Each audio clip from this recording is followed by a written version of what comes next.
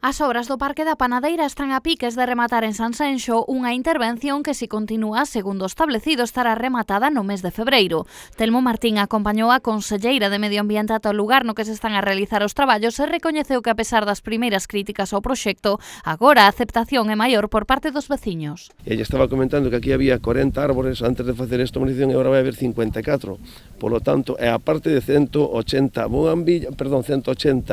setos que se van a poñer por aquí e 14 bogambillas para unhas pérgolas que van aquí. Por lo tanto, vai a ter bastante máis verde que o que tiña antes, que era un parque oscuro, abandonado, estaba todo mal, nunha situación pésima, non?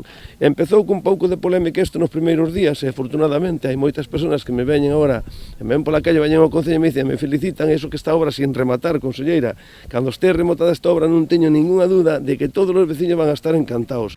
Maior espazo para os peóns, pérgolas, máis especies arbóreas, zona de xogos infantís, todo o necesario para conseguir a humanización desta zona sanxenxina. A intervención no Parque da Panadeira supón unha inversión superior aos 450.000 euros, dos cales a Xunta aporta o 80% e o Concello o 20% restante. O Concello fixo a adxudicación da obra no mes de outubro e está previsto o seu remate a finales de febreiro. É un 80% posto por parte da Consellería de Medio Ambiente e un 20% posto por parte do Concello.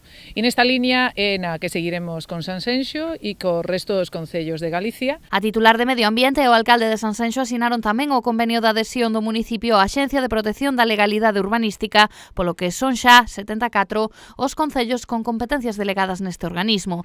En virtude do convenio asinado hoxe, que entrará en vigor tras a súa publicación no DOC, a APLU asumirá os traballos de inspección, supervisión e restablecemento da legalidade urbanística establecidos na Lei de Solo de Galicia en relación coas obras e usos que se executen sen licenza ou sen axustarse ás condicións.